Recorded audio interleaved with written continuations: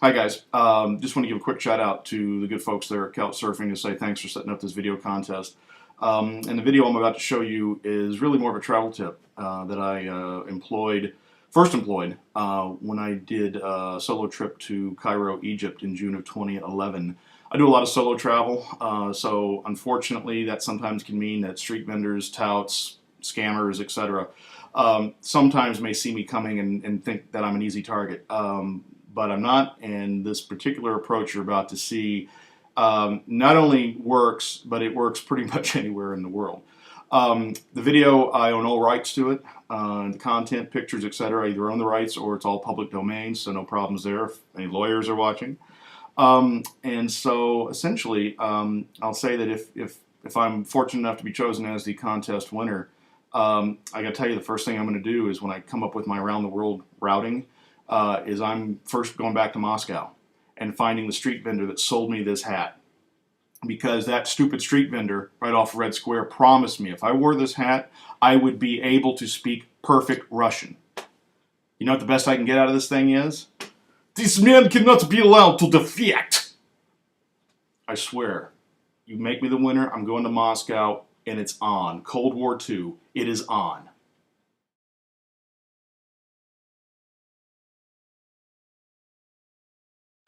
Did the pyramids today, and they were absolutely incredible. But you don't see the pyramids as much as you survive them.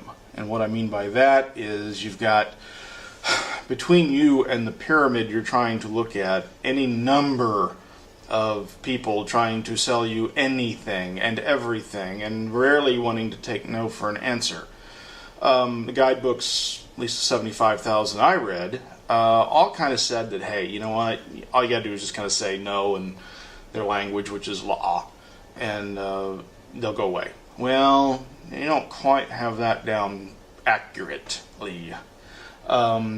Typical exchange goes something like this. You're approaching the pyramid of your dreams, something you haven't seen before, you probably won't see again, so this is a once-in-a-lifetime moment. You want to capture the perfect picture, setting, scene, etc., when suddenly some guy appears out of nowhere and he goes, "Would you like to ride a donkey?"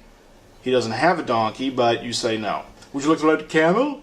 He points to a camel that's like 400 yards away. You say no to that. "Would you like postcard?" He pulls out this string of postcards.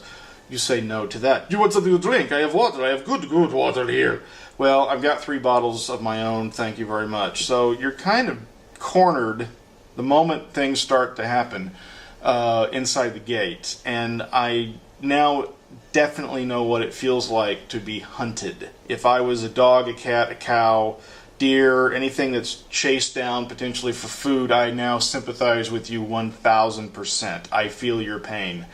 So anyway, the danger is you can't necessarily say anything beyond, or at least I try not to say anything beyond no, because once you engage any level with these folks, then you're on the hook. They're not going to latch off of you, for anything until you have to get a little indignant and, unfortunately, maybe even a little impolite, because I finally had to say, "Sir, no, thank you, have a good day."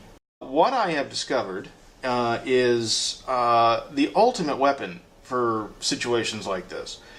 All you really need to do is have a cell phone and just start making up a very animated conversation. I used movie quotes, which kind of went something like this. No, here's exactly what you tell her.